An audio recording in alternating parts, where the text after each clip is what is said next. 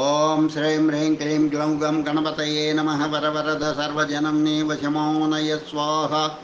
ओम ऐं ह्रीं श्रीं श्रीमात्रे नमः शिवशक्त्यैकरूपिण्यै ओं नमः शिवाय ओं ओं ओं श्रीगुरुभ्यो नमः। मगलचर्लवेणुगोपाल दत्तात्रेय स्वामिने नमः। ओं श्रां मं जां ऐं ओं श्रां धूं त्रं घनं ओं नमः शिवाय वेणुदत्तात्रेय नमः। ओम ऐं त्रौं ग्रूं श्रीं वेणुदत्तलक्ष्मीदेव्यै नमः। ओं ह्रीं ह्रौं ह्रीं ह्रौं विष्णुशक्तये नमः। ओं कमलाल श्रीं मेरुचक्रमा नमः। ओं श्रीमात्रे नमः। ओं नमः शिवाय ओं ओं ओं ओं श्रीकृष्णाय नमः। ओं श्रीकृष्णाय नमः। ओं श्रीकृष्णाय नमः। श्रीकृष्णजननं श्रीमद्भागवतं श्रीशुक उवाच अध सर्वगुणोपेतः कालः परमशोभनः यर्ह्येवाजनजन्मर्क्षं शान्तर्षग्रहतारकम् अध सर्वगुणोपेतः कालः परमशोभनः यर्ह्येवाजनजन्मर्क्षं शान्तर्थं ग्रहतारकं दिशः प्रसे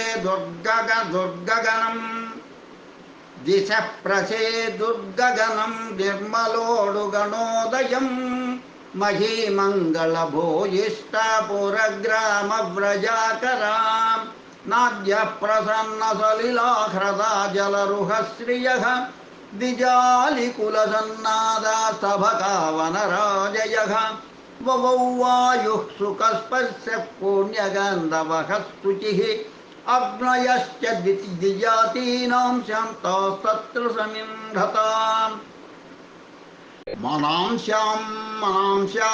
प्रसन्नानि साधूनामसुरद्रोहाम् जायमाने जने तस्मिन् नेदुर्दुन्दुभो दुन्दुभयो दिवि जगुः किन्नरगन्धर्वासु तुष्टुः सिद्धचारणा विद्याधरश्च नृतोरप्सरोभिः समं तथा मुमुथुर्मुनयो देवा सुवनांसि मुदान्विता मन्दं मन्दं जलधरा जगज्जुरनुसागरम् निशीधेतम उद्भूते जायमाने जनार्दने देवात्यवख्यां देवरूपिण्यां विष्णुः सर्वगुहाशयः आविरासीध्यदा प्राच्यां दिशीन्दुरिव पुष्कलः तमद्भुतं बालकमम्बुजेक्षणं ततद्भुजं शङ्खगदायुधायुधं श्रीवत्सलक्षं गलशोभिकौस्तुभं पीताम्बरं सान्द्रपयोदसौभगम् महाशवैधौर्यकिरीटकुण्डलत्विषापरिष्वक्तसहस्रकुन्तलम् उद्दामकञ्चङ्गद कङ्कणादिभिः विरोचमानं वसुदेवैक्षत स विस्मयोत्फुल्लविलोचनो हरिं सुतं विलोक्यानकदुन्दुभिस्तदा कृष्णावतारोत्सव सम्भ्रमो स्पृशन् मुदा द्विजेभ्यो युतमाप्लुतो गवाम् अधैर्यमस्तौधवधार्य पूरुषम् परं नताङ्गः कृतधीकृतञ्जलिः परोचिषा भारतसूतिकागृहम् विरोचयन्तं गतभिः प्रभाववित् इति श्रीमद्भागवते दशमस्कन्धे तृतीयाध्याये श्रीकृष्णजननं नाम 12 श्लोकाः सम्पूर्णम्। अध श्रीकृष्ण ताण्डवस्तोत्रम् अद्य करिष्ये नमः।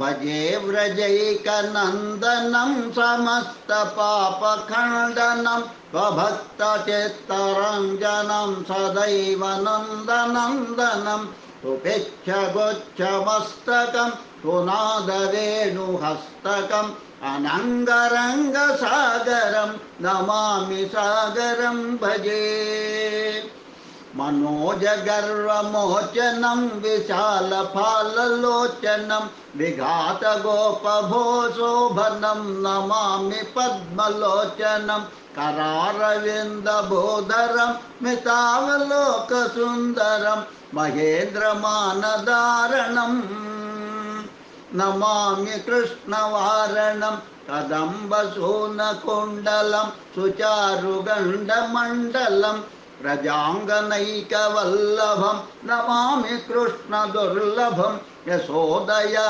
समोदया सकोपया दयानिधिं युलोकले सुदुस्सहं नमामि नन्दनन्दनम् नवीन गोपसागरं नवीन केळिमन्दिरं नवीन मेघसुन्दरं भजे व्रजैकमन्दिरं सदैव पादपङ्कजं मदीयमानसे निजं दराति नन्दबालकः समस्तभक्तपालकः समस्तगोपसागरे ह्रदं व्रजैकमोहनं नमामि कुञ्जमज्जगं प्रसूनबालशोभनं दृगन्तकन्तलिङ्गणं सहासबालसङ्गिनं दिने दिने नवं नवं नमामि नन्दसम्भवम् गुणाकरं सुखाकरं कृपाकरं कृपावनं सदा सुखैकदायकं नमामि गोपनायकं समस्तदोषशोषणं समस्तलोकतोषणं समस्तदासमानसं